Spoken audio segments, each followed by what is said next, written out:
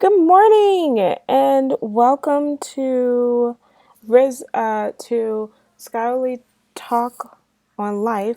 And I was just going to have a moment to discuss with you about a few things. And the first is my review when it comes to some hair products. Again, I've really recommended, and I did it on my Instagram a while ago, about RizosCurls. Like right now, I'm using RizosCurls, and it's still wet, so it's kind of hard to see the effects of it. But it comes in a little small little case, and I don't have it anymore. But and it's with shampoo, conditioner, and leave-in conditioner. I liked it so much that I went out and bought the deep conditioner. It only has one type of conditioner, so you don't have to try to figure out which one works or not. I will say that it's a little heavy, so for those who may think that things may weigh your hair down, mm, Rizzo's hair pop, Rizzo's curls may actually do that. And then Rizzo's curls defining cream is what they call it, which is their leave-in conditioner. And I think the reason why it's a little heavy is because it's coconut oil, aloe, and shea, which can be heavy. But if you're looking for a detangler, I think this is actually pretty cool. It's a refresh detangle, and it is not heavy, but it will make your hair look really good, and it makes my daughter's hair look great if she just woke up and we don't have a lot of time to put something on her hair. Then I'll just spray it real quick, brush it, and it looks pretty cool.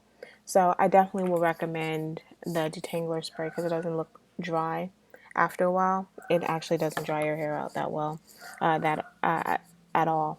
So I really like it. I don't use it too much, but I use it more on my daughter's hair than I do for mine because I don't. Because at the moment I haven't since COVID-19. I haven't.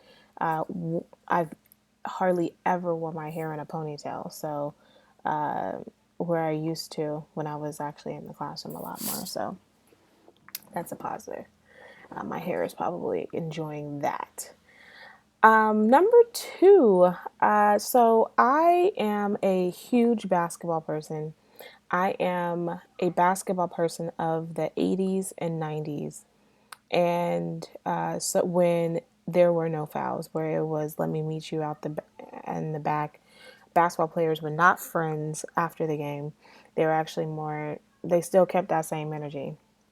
And I think that if you watch The Last Dance with Michael Jordan, I think people were more surprised that even though they may respect the person's game and they may respect the person's ability to be on a good team and they may actually have won, they still have that same energy. People were still surprised that Michael Jordan still has that same energy for Isaiah Thomas from all those years before, because neither one of them are playing basketball and yet they still have that same energy. I think one of the interesting stories, and I know it's not Michael Jordan's to tell, is Patrick Ewing's story because Patrick Ewing and Michael Jordan were in college at the same time. And one of the coolest stories is that uh, UNC, which is where Michael Jordan went, was trying to recruit Patrick Ewing. And for those of you who may not be familiar with where UNC is, it's not in, especially at the time they were in college, which is in the 80s. It was not as it's not as well developed to get there, and he and on the way there, Patrick Ewing, some guy yelled out or called him the N word, and he was like, you know what, I'm not doing this. He didn't even go to the campus. He just turned around, went back, and so he ended up going to Georgetown, which, for you basketball fans, he had a pretty popular co, you know, teammate in Alonzo Mourning, and they have a really great and tight relationship in which Patrick Ewing eventually became his donor because Alonzo Mourning got really sick at one point in his life, and all prayers go to Patrick Ewing because he does have COVID-19 and was in the hospital for a while. I still think that Patrick Ewing did not get his fair shake in being an NBA coach, but I think it's a great fit that he returned back to Georgetown and took up the mantle for as the head coach there. So I think it's actually probably even a better fit and and God fitted for him. But anyway, but could you imagine Patrick Ewing and Michael Jordan being teammates? I think the biggest thing is that Michael Jordan was supposed to go to the Trailblazers. Could you have imagined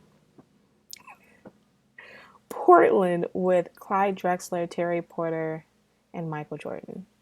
That would have been an interesting mix. Anyway, so and during the Last Dance, we were able to see, that, like I said, that was a really great show. And I love the fact that ESPN is now doing 30 for 30s every single week because I'm just really caught into this. And the first thing that I really liked was the 30 for 30 that after this one was Lance Armstrong. And what I find so interesting about the Lance Armstrong version of the 30 for 30 is that he is really, really similar to Michael Jordan in his level of drive and his level of ambition, but no one has anything positive to say about Lance Armstrong at all. And I'm not sure I actually walked away still thinking, I when you have a whole industry that is doing some level of drugs enhancements, I don't see, and now you're trying to weed everyone out of it. Okay, that's fine.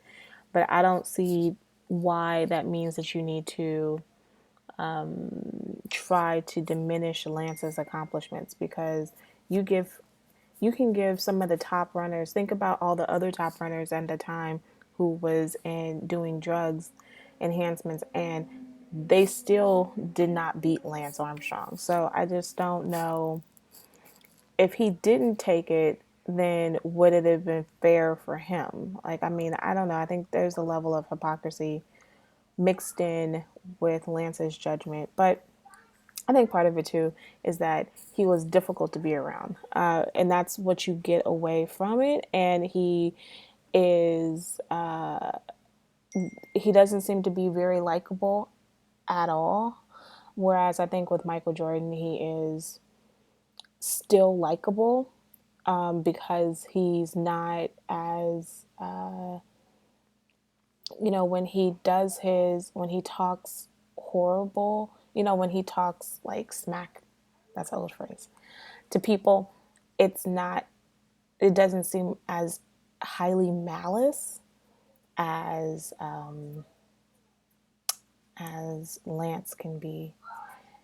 Lance seems to be kind of taunting. I don't know. It's just weird, but anyway, I saw both part one and part two, and I definitely recommend it. And then finally, during what I really wanted to also say is that during the advertisement of Last Dance, there's this show called Blackballed, and Blackballed was about the Clippers. Now, anybody who knows anything about the Clippers will know that the Clippers is not just the worst basketball team, but it was just where people went to die. And I've been to Clippers games, and it is kind of depressing because there was nobody there when they were at the sports arena. And it is just kind of a little on the frustrating side because you had, it was almost like old washed up players would end up there right before they retired. I mean, it was just poorly ran. It was just poorly whatever. And so when they got their chance to know that their basketball player, I mean, their the person who is the owner of the team is, racist, which I think the one shortfall of this show, if there is something, they kept talking about, oh, there's other owners that are racist. And it's like, yeah, we know that there are other owners that are racist. And let me explain a little bit more to you. Atlanta. And when they did this show, they could have talked about how Atlanta had some issues that they had to cancel as well. They had to force their owner to sell. So this was not just a done deal. I think that it was an overall well done show, and I really, really appreciated it. And uh, and so I really, really thought that it was really well done. And then I got suckered in because I know one of the biggest issues is that I was looked at this and said, "Oh my gosh, another not another streaming service that I have to pay for." So Quibi, I paid for Quibi, and because Blackballed's on Quibi, and you can't get it any other place. It's like $5.99 a month, and what it is, it's about, it's something where it's the episodes are like 5 to 8 minutes long, and I am sucked into this show, like the whole platform. So Blackballed was good, and then I started looking around and started watching other shows, and Chrissy's Court is just excellent. Loved it. Highly comical. She has her mom there. She brings her husband. John Legend comes in as a specialist. She brings her daughter sitting sometimes in the side. Her mom always messes up and is the bailiff, which is hilarious. And I just think it's just a delightful show, and it is hilarious. I loved every second of it, and was like, I wish I had somebody to sue so I could show up on her show. But I have a few more recommendations for Quibi, and check me out tomorrow so that I can tell you more about what else to watch on Quibi. I actually really, really like this platform. It forces shows to be concise, and instead of you watching an hour long show or a 55-minute show or a 50-minute show, you need to get straight to the point in 8 minutes. That's it. So it's actually a pretty, really, really good idea. And it means that, especially if you're on the go, or if you have like a quick show you want to watch, or you don't have to try to figure out, do I have to binge watch this and spend hours and hours? Nope. Binge watch it and spend less than an hour and finish the whole series. Like that's pretty dope. Anyway, see you tomorrow, and like I said, I'll have with some more beauty.